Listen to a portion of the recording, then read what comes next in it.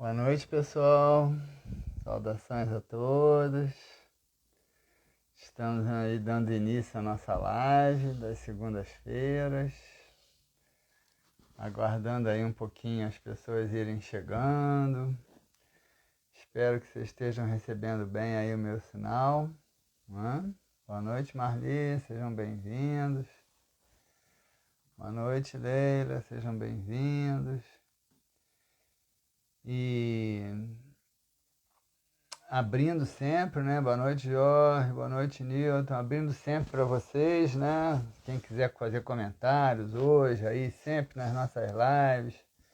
Eu gosto muito quando a gente troca aqui as informações, quando as pessoas vão dando aí o palpite, a opinião. E boa noite, Jorge. É sempre muito enriquecedor, tá? Sempre muito enriquecedor. Boa noite, Lúcia. Sejam todos bem-vindos, né?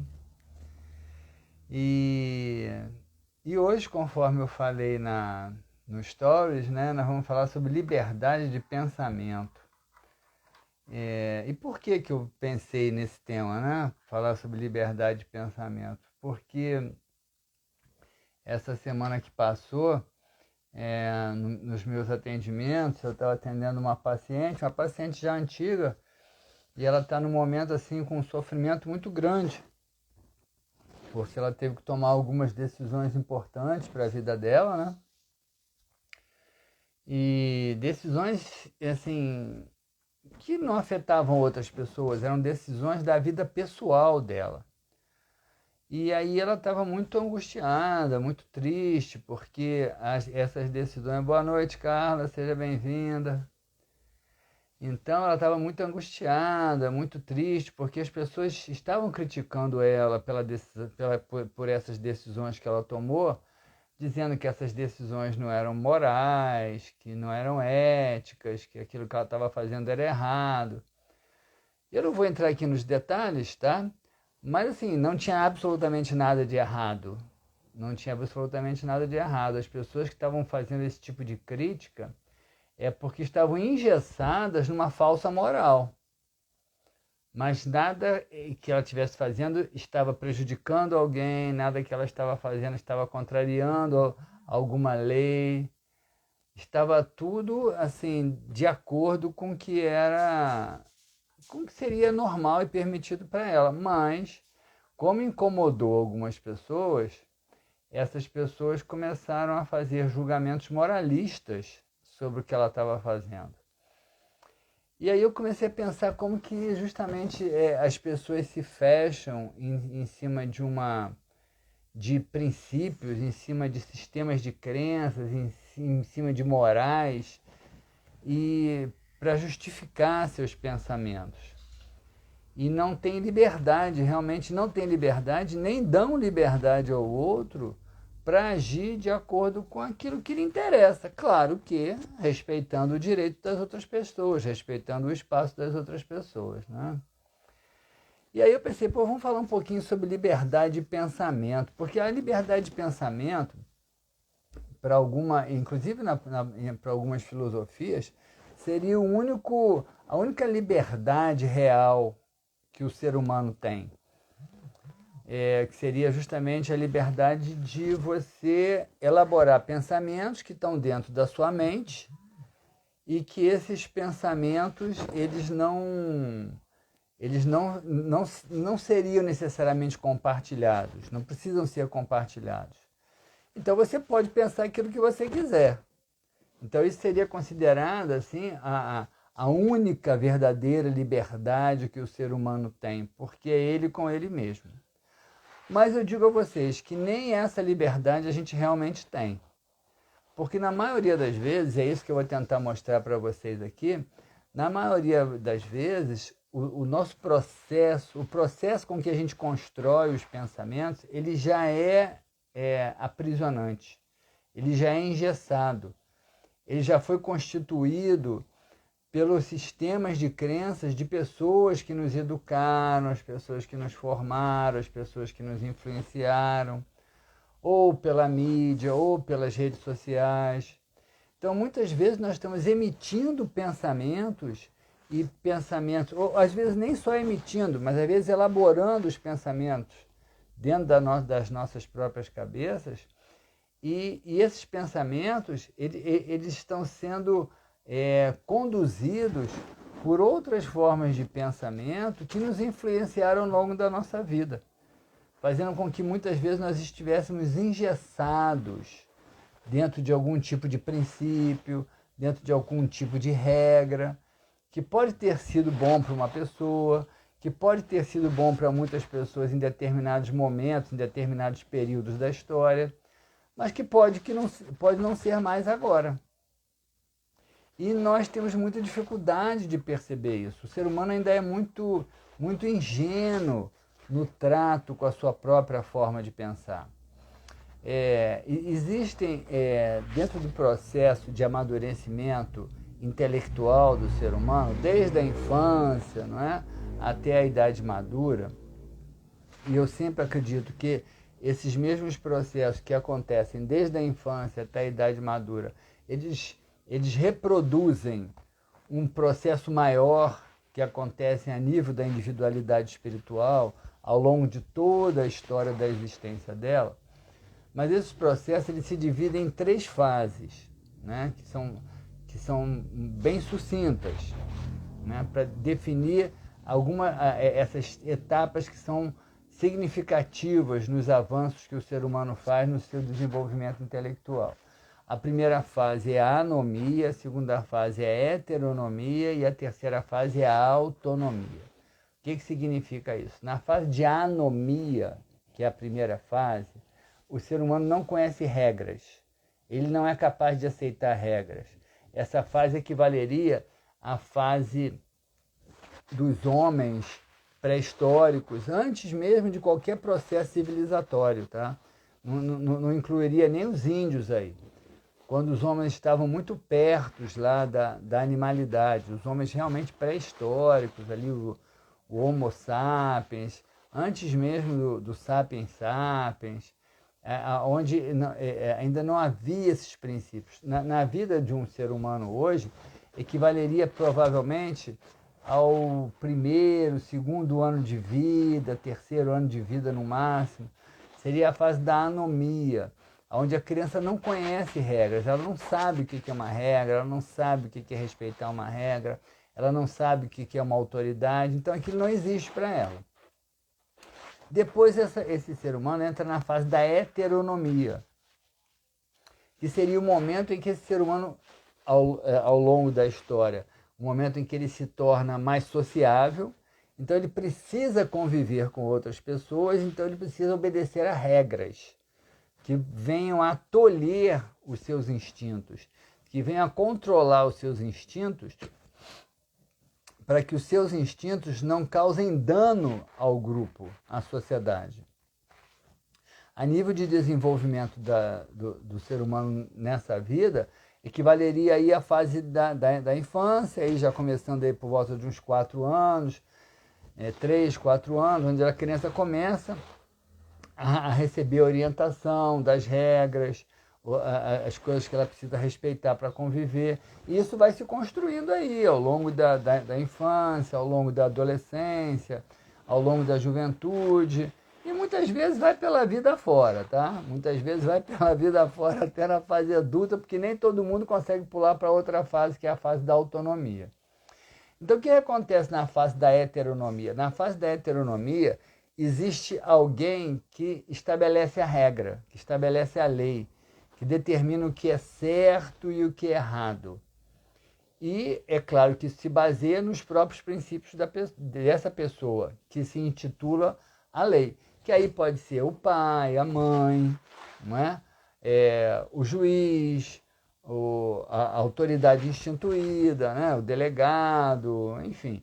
Todas as formas, a própria legislação que rege um país, a própria legislação que rege uma cidade, todas essas formas de lei que se estabelecem, que o ser humano se vê obrigado a cumpri-las, para que ele venha a controlar os seus instintos, a fim de não prejudicar, a fim de não causar dano à sociedade, tudo isso significa essa fase da heteronomia. Uma coisa que vai estar muito presente na fase da heteronomia são as noções de moral e de ética, né? a moral sempre mais ligada aos costumes, não é? A uma determinada linha filosófica ou religiosa. Então, aquilo ali é um grupo de normas. A moral seria um grupo de normas que se estabelece em função de um determinado princípio filosófico ou religioso. A ética já tem uma abrangência um pouco maior, a ética já é mais uma racionalização de tudo isso, a ética já é mais princípios de dever, são mais universalistas, mais permanentes. Mas, no fundo, de alguma forma, apesar de a gente poder fazer essa diferenciação da moral e da ética, elas são princípios, são regras para uma boa convivência do ser humano. Então, na fase da heteronomia, o ser humano passa por essa doutrinação, né? Tanto na infância, ao longo dessa vida, quanto historicamente pelas religiões, não é? Pelos princípios filosóficos. Então, o que acontece? Nessa fase da heteronomia, o ser humano ele não tem liberdade e muitas vezes, na maioria das vezes, principalmente no início dessa fase, ele não tem capacidade de discernir aquilo que ele realmente acredita ser o certo ou o errado, o bom e o mal, o que deve ou o que não deve. Então ele obedece à regra. E essa regra vai se introjetando nele como um modelo de comportamento, que é necessário, tá? É necessário. Por quê? Porque ele precisa estar inserido dentro de um contexto social. Então, para ele estar inserido dentro de um contexto social onde existem outras individualidades, ele tem que obedecer aquelas regras para que haja ali uma boa e saudável convivência entre todas as partes. E aí esse ser humano ele vai introjetando essas regras de tal forma que em algum momento ele acha que essas regras são os pensamentos dele. Mas não são, porque esses pensamentos foram formados lá atrás por essas forças externas. Então, quando ele começa a introjetar as regras dentro dele, ele começa a agir sem precisar da lei, não é? Porque a lei já está dentro dele, ele entra na fase da autonomia. Uma diferença, para vocês entenderem, uma diferença bem clara entre a fase da heteronomia e da autonomia é que na heteronomia tem que ter alguém que se faça representante da lei. É o policial, é o professor, é o pai, é a mãe, é o juiz, enfim, aquele que faz a lei ser cumprida. Na autonomia, a princípio, não necessitaria dessa figura. Por quê? Porque esse ser humano que chegasse a essa fase de autonomia, e poucos chegam, poucos, a maioria de nós ainda precisa ser ameaçada por princípios de moral, por princípios de ética, para poder respeitar o direito do outro, o espaço do outro. Mas nessa fase de autonomia, quem consegue realmente avançar para um estado de autonomia já não precisa mais desse poder que se faz de cobrador, que se faz de juiz, que se faz da autoridade que pune. Porque essa pessoa já teria introjetado uma lei que ela obedeceria porque ela acredita que aquela lei é o melhor para a sobrevivência dela e do grupo dela. Então ela teria autonomia. Tá? Então, teoricamente, esse é o caminho. Só que vocês já perceberam, obviamente, que nessa fase da autonomia, apesar desse ser humano ter uma relativa liberdade, mas essa liberdade ela só existe porque ele se submeteu às regras gerais. Tá bom? Algumas dessas regras gerais são verdadeiras, são necessárias, são realmente úteis? São, claro. Por isso a gente está aqui hoje dentro de um sistema, né, civilizatório que sobrevive aí apesar de muitas diferenças que geram guerras, que geram conflitos, mas nós sobrevivemos, tá? Mas esse processo, ele nem sempre é verdadeiro, porque muitas dessas pessoas que instituíram os princípios de moral, que instituíram os princípios de ética, que estabeleceram as leis, fizeram isso motivadas por crenças pessoais, que podem não ser necessariamente crenças que se tornem universais, mas que acabam se tornando pela lei. As religiões fizeram muito isso conosco. As religiões fizeram muito. As religiões estabeleceram padrões de comportamento que eram esperados dos seguidores dessas religiões. Mas esses padrões de comportamento, na maioria das vezes, o cristianismo então é farto disso, né? Na maioria das vezes, ele atendia aos interesses de determinados grupos específicos. Inclusive, muitas vezes, grupos que não eram religiosos. A gente vê que a gente está entrando agora, aí, começando a entrar na era de Aquário, né? Que a gente vai falar um pouquinho disso daqui a pouco, mas nós estamos saindo da era de Peixes. O que foi a era de Peixes? A era de Peixes foi uma era de aprisionamento mental, porque foi a era das religiões. As religiões tiveram um papel importante? Tiveram, tá? Porque na fase da heteronomia, o ser humano precisa ser contido pelas leis, porque senão iria destruir tudo. Mas isso tem um preço, né? As religiões foram necessárias? Foram, porque elas precisavam conter alguns impulsos dos instintos humanos, para que esses seres humanos pudessem conviver melhor em sociedade. Mas isso tem um preço, que é o preço justamente de fazer com que você passe a agir em função do que te disseram que você deve fazer, que você passe a pensar, até pensar, né, a tal pretensa liberdade de pensamento, que você passe a pensar de acordo com as normas que te determinaram e não com a liberdade realmente de fazer seu juízo próprio.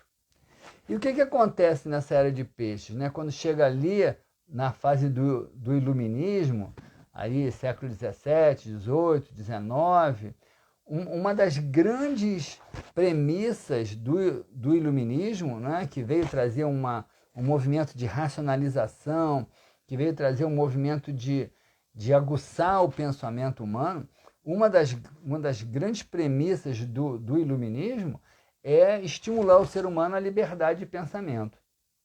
Mas não uma liberdade fictícia, uma liberdade real. Tem até uma frase que é atribuída a Kant, um filósofo iluminista, e dizem que essa frase também foi de Voltaire, enfim.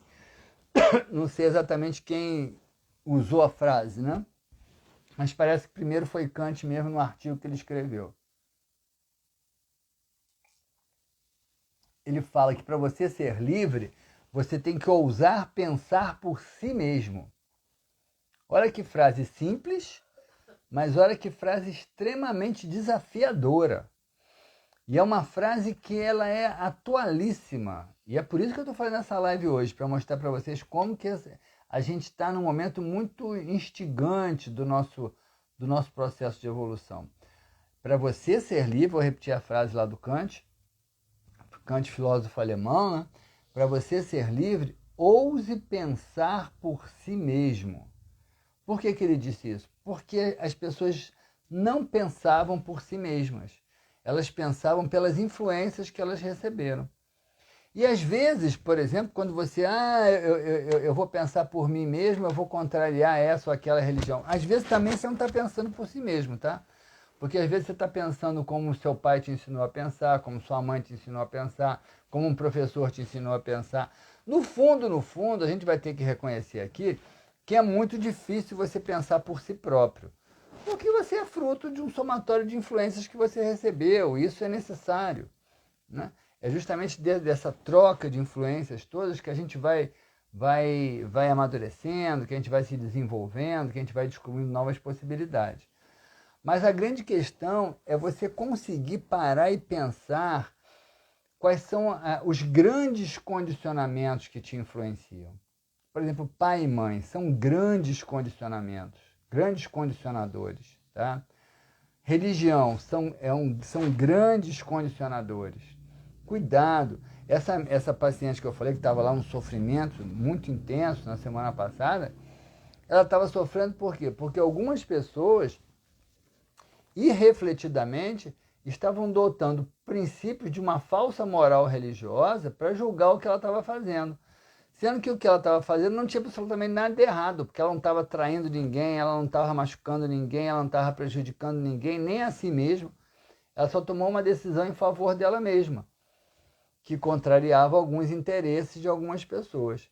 E aí essas pessoas passam a usar princípios de religião como se fosse uma moral que aquela pessoa ali, que é a minha paciente, estaria fraudando.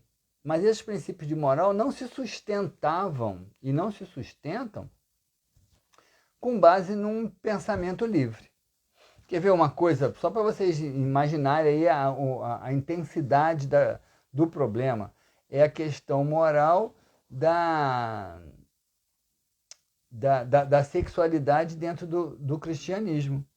As mulheres, por exemplo, foram altamente prejudicadas, ainda são vítimas desse aprisionamento do pensamento que vem lá do passado, dentro de uma certa restrição da sua própria sexualidade.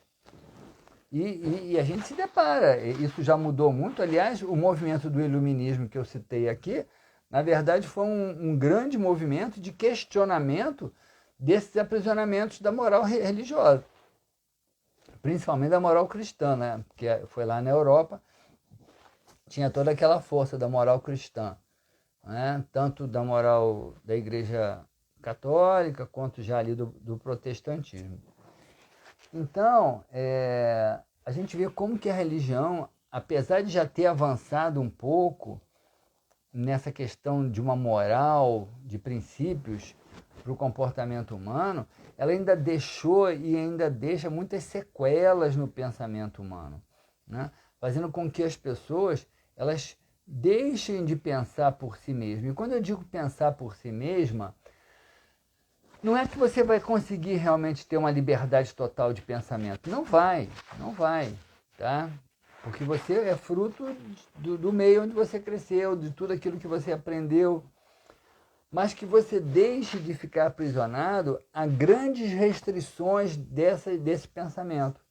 Então, quando você para e percebe que você está pensando igual ao seu pai, quando você para e percebe que você está pensando igual à sua mãe, quando você para e percebe que você está pensando exatamente igual a uma religião, sem ter nenhuma, sem se permitir nenhum tipo de questionamento daquilo que você está obedecendo, cuidado, porque você pode estar aprisionado. E isso é a questão histórica.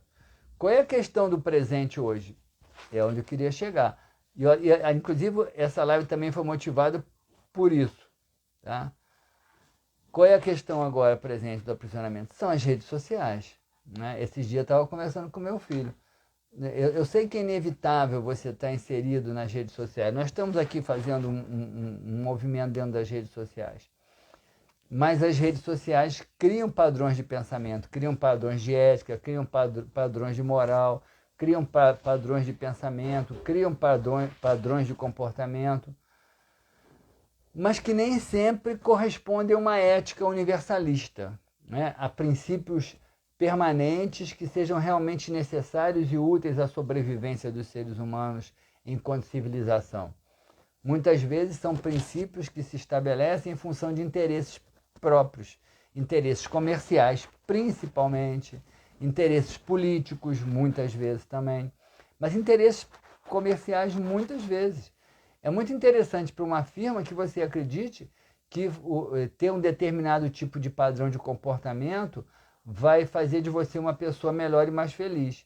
Sendo que para você ter aquele tipo de padrão de comportamento, você tem que comprar algum produto que ela vende para você. E você acredita nisso. E aí você diz, não, eu tenho liberdade de pensar. Não tem. Se você não se dá conta desse jogo, você não tem liberdade de pensar ainda. E me chama a atenção, olha só para vocês verem o nível de condicionamento, né? Me chama a atenção como que alguns pensadores das redes sociais, eu não vou citar nome, tá? Mas é um pensador muito conhecido. Esses dias ele estava falando numa live, num Reels, num videozinho dele, que você não tem que perguntar para uma criança aonde ela quer sentar. Você tem que dizer, sente-se ali.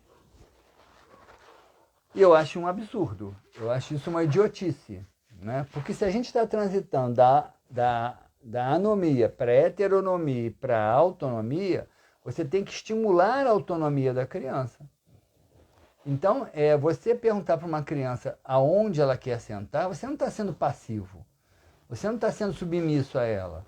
Você está dando o direito a ela de exercitar uma certa liberdade de pensamento dentro daquilo que seja possível naquela hora.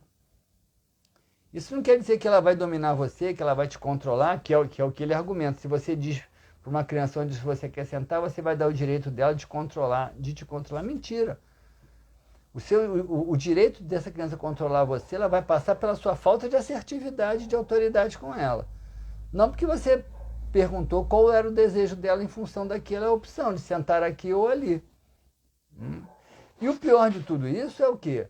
Que dezenas, centenas, acho que até milhares de pessoas concordaram com isso. Tudo bem que teve lá algumas centenas e milhares que discordaram também, e eu fui um deles. Tasquei lá um textozinho escrevendo, falando o que eu pensava. Muitos não concordaram, né? Mas muitos concordam sem pensar naquilo. Porque quem discordou, pensou. Tá? Quem discordou, pensou para discordar.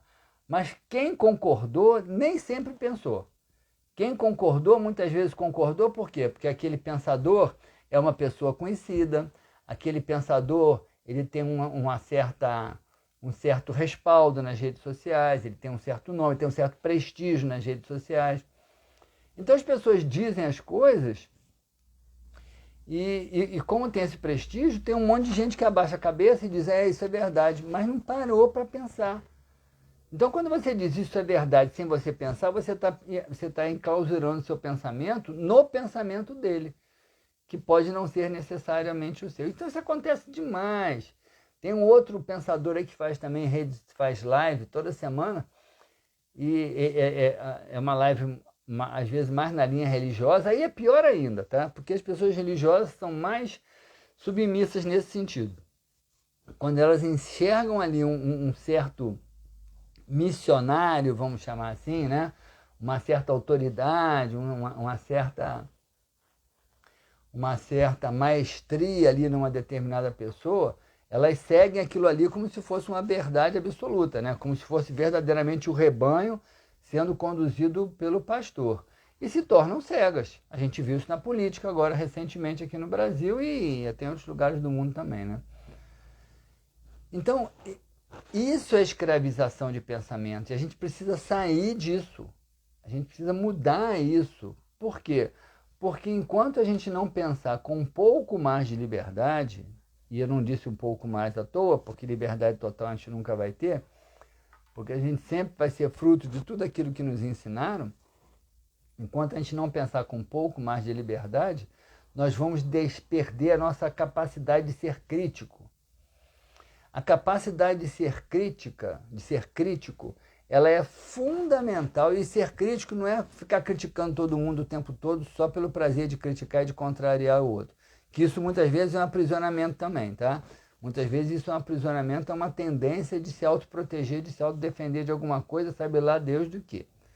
Mas quando eu falo de ser crítico, é de você conseguir olhar uma coisa, ouvir alguma coisa, ler alguma coisa, pensar sobre aquilo e decidir se aquilo é para você certo ou errado, conveniente ou inconveniente, algo que você vai adotar com um princípio ou não, mas não aceitar só porque alguém disse. E eu espero que vocês não aceitem o que eu estou dizendo só porque eu estou dizendo não, tá? Eu espero que vocês tenham um olhar crítico. Isso é fundamental.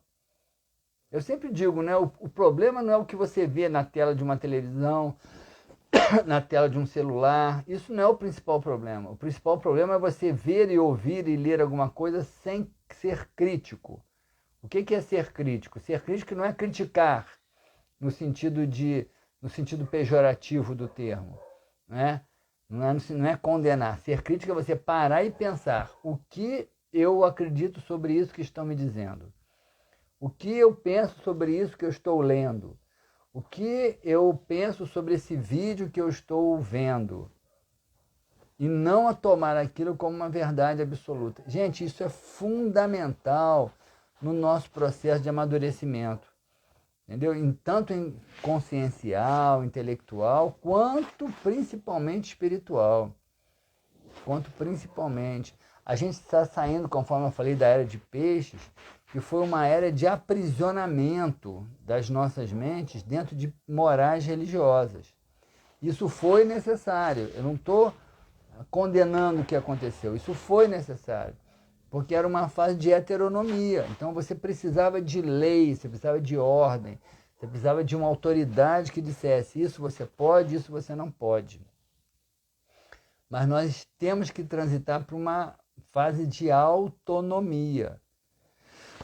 Essa fase de autonomia, me parece que ela vai ser vivenciada justamente nessa transição da era de peixe para a era de aquário que está acontecendo. Não existe uma precisão muito forte. Na verdade, existe até uma certa precisão sobre essa mudança da era de peixe para a era de aquário, mas tem alguns autores que questionam, né? Tem gente que acha que a gente já está entrando na era de aquário, inclusive esse ano, 2023. Tem gente que acha que vai ser em 2100 e alguma coisa. Tem gente que acha que vai ser só em 2600. Esse que acha que vai ser 2600, eu descarto, porque eu não acredito nisso. Porque para mim a era de peixes, independente da era de aquário, independente do ano que ela vai realmente começar, porque isso aí depende de posições astrológicas ligadas ao Sol principalmente. Tem uma explicação aí toda complexa que eu nem vou arriscar aqui falar para vocês, porque ela é meio complicada mesmo. Mas eu nem me prendo tanto no tempo, eu me prendo nos acontecimentos. Não é? Eu vejo que o movimento hippie, por exemplo, todo aquele movimento da juventude ali, 1960, por aí, na década de 60, já tinha ali um pensamento aquariano, né? De reverência, de uma certa individualidade, de uma certa rebeldia, de um certo movimento de grupo, que são bem característicos da Era de Aquário. Mas ela ainda não era o início da Era de Aquário, mas já era a influência dela. Então eu acho que realmente é possível que a gente já esteja entrando, talvez esse ano de 2023, na Era de Aquário, talvez em 2100 e pouco, mas essa diferença astrologicamente é muito pequena. Uma diferença de 100 anos, talvez menos, de 80 anos. Porque as eras astrológicas, elas duram mais de 2100 anos. Então, mais 80, menos 80, mais 100, menos 100, não faz muita diferença, tá? É porque você já começa a sentir os efeitos. E a era de aquário vai ser marcada justamente pelo rompimento desses padrões de hegemonia intelectual. Na era de aquário não vai ter mais isso. Quando a gente estiver vivendo a força total da era de aquário, vocês podem ter praticamente certeza. Se o mundo sobreviver, né? A gente não sabe o que vai acontecer aí. Mas nós não vamos mais ter essas hegemonias doutrinárias, né? Não vamos ter mais pessoas seguindo rebanhos. Nós vamos ter pessoas agrupadas pensando individualmente, dentro de uma coerência que permita a boa convivência, mas com liberdade de manifestação, liberdade de expressão, respeito pelo outro. Então tudo isso vai ser muito marcante na era de aquários, que é onde a gente está entrando. Só que nós ainda somos emergentes desse movimento todo de peixes que é muito forte para nós, que é a força das religiões. E hoje a gente está vivendo essa coerção intelectual nas redes sociais, né? E principalmente o jovem. Por que principalmente o jovem, a criança e o jovem? Porque a criança, principalmente a criança e o pré-adolescente, eles têm uma mente muito plástica. Então eles são muito sugestionáveis. Eles tomam determinadas informações que eles recebem como verdades absolutas. E muitos adultos também fazem isso. Tomam determinadas informações como verdade absoluta. Pior do que isso, muitas vezes compartilham fake news, mentiras, porque tomaram aquilo como verdade absoluta sem nem pelo menos investigar, sem nem pelo menos ter o espírito crítico de parar e pensar, isso é verdade mesmo? Nem pensa. Então, isso é aprisionamento intelectual. A gente não pode mais permitir que isso aconteça conosco, com a nossa vida. E com a vida do outro, se a gente puder ajudar o outro a pensar, que é o que eu estou fazendo hoje aqui com vocês, né? Tentando ajudar vocês a pensarem. A gente não pode mais viver assim, porque senão a gente vai continuar sendo massa de manobra. Porque por trás dessa força condicionante do pensamento, tanto nas religiões, aliás, principalmente nas religiões, existem interesses de grupos econômicos, interesses de grupos políticos, interesses individuais de grandes fortunas, de grandes poderosos, existem, que usam a força manipuladora da religião e hoje das redes sociais como uma forma de manipulação do pensamento em favor dos seus interesses pessoais. Nós todos somos um pouco escravos disso ainda, uns mais, outros menos. Mas na medida que a gente vai se tornando mais consciente desses processos, a gente precisa desenvolver um espírito crítico, um pensamento crítico, que faça... A gente vai se iludir mesmo assim, tá? Porque não é fácil não se iludir. Mas que pelo menos a gente pare e pense, isso é certo ou errado? Eu acredito nisso ou não? Isso que ele está me dizendo se baseia em quê? Qual é a fonte disso? De onde vem esse pensamento? Como ele construiu esse pensamento? Baseado em que ele construiu esse pensamento? E aí eu volto lá na frase de Voltaire, né? E do Kant, que eu já não sei mais se essa frase foi do Kant, dizem que é do Kant, mas também dizem que é do Voltaire. Bom, Voltaire também falou, né? Não, foi Descartes que falou, penso, logo existe. A ideia do pensamento livre era muito forte entre os iluministas, né? Mas essa ideia lá do iluminismo, de liberdade de pensamento, ouse pensar por si mesmo, que foi a frase do Kant, era justamente um desafio para que as pessoas rompessem com o condicionamento religioso, principalmente cristão. Né? O processo do iluminismo, e que depois ele desemboca no materialismo acadêmico, né? no lenismo, né?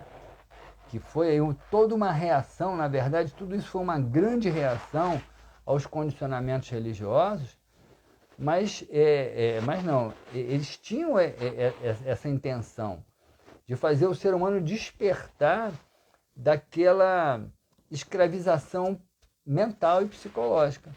Mas essa frase, esse movimento, ele continua hoje mais atual do que nunca, porque nós estamos precisando estar muito atentos para nos libertarmos ou para não nos deixarmos escravizar pelas forças atuais de condicionamento mental, que são as redes sociais. Né? Então fiquem muito atentos. O problema não é ver e ouvir. O problema é ver e ouvir sem pensar sobre aquilo. Por isso o Kant fala, ouse pensar por si mesmo. Você pode ler qualquer coisa, você pode ver qualquer coisa, mas se atribua o direito de pensar sobre aquilo com mais liberdade, sem tomar aquilo como uma verdade absoluta. Porque nós tomamos as coisas como verdades absolutas, no fundo, porque nós precisamos de autoridades que nos tragam segurança. Então, a gente... Freud vai falar disso muito quando ele vai falar de totem e tabu, quando ele vai falar dos ídolos, né? Desses processos de idolatria, né? Como que o ser humano precisa, na sua fragilidade, como que o ser humano precisa de ídolos. Por quê? Porque ele precisa de pessoas que tragam uma certa segurança para ele. E quando eles encontram essas pessoas, eles passam a acreditar nessas pessoas sem nenhum tipo de questionamento.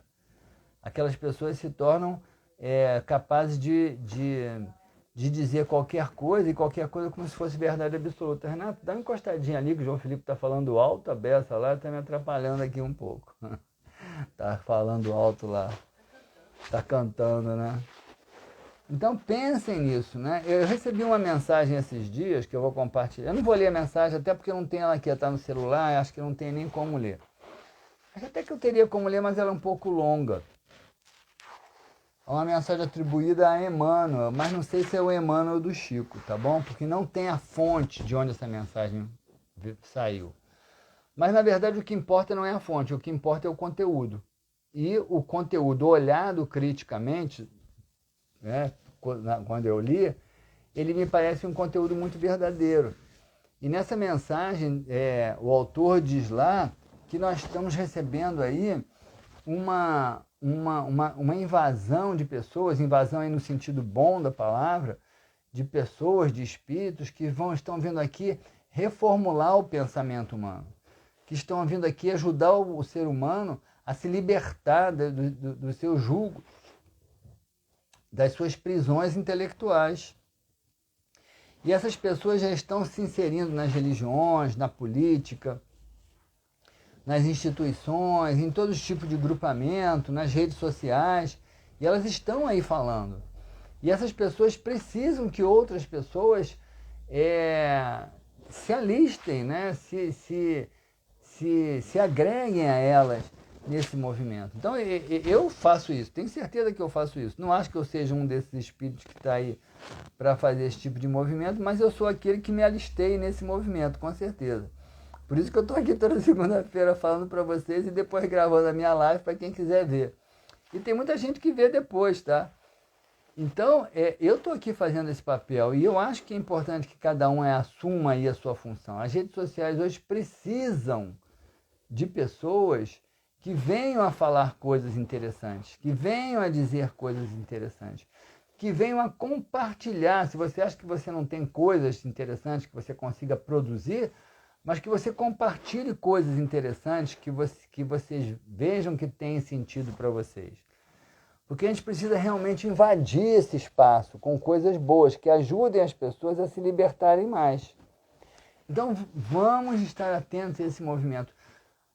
Não só em nós mesmos, dentro do nosso processo de conscientização, dentro do nosso processo de libertação mental, espiritual, mas também como agentes que levem a outras pessoas esse pensamento crítico, esse pensamento de liberdade de pensamento, esse pensamento de responsabilidade com o próprio pensamento, porque toda liberdade ela traz implícita a ideia da responsabilidade. Aliás, eu ouvi essa frase,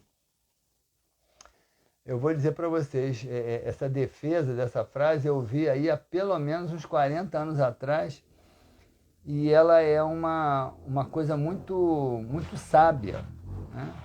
Que a verdadeira liberdade só pode ser vivida aonde houver responsabilidade. Por quê? Porque para você viver a verdadeira liberdade, sem precisar de autoridades que te imponham limites, você tem que perceber quais são os seus próprios limites para uma saudável convivência com os seus semelhantes. E isso é responsabilidade, né?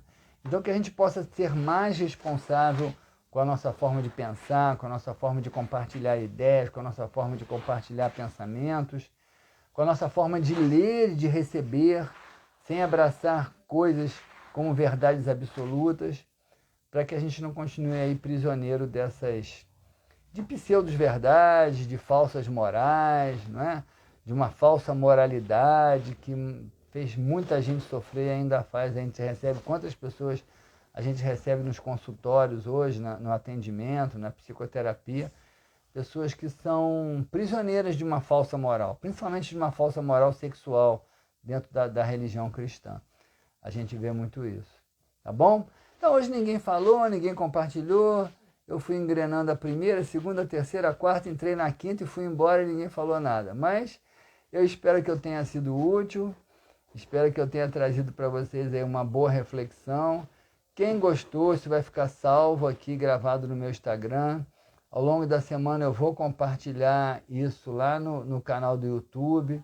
Então quem gostou e acha que que essa mensagem, essas reflexões nossas aqui possam ser úteis a alguém, compartilhe, encaminhe, mande para essa pessoa, porque a ideia é essa, né? A ideia é a gente construir um movimento mesmo de libertação, um movimento que ajude as pessoas a se assumirem com mais liberdade. É claro que a gente vai incomodar muita gente, é claro que a gente vai incomodar os retrógrados, os conservadores, os que não querem perder suas regalias, seus direitos de dominação, mas eles vão perder, tá? Porque ninguém pode resistir à força da verdade, ninguém pode resistir à força da nova era.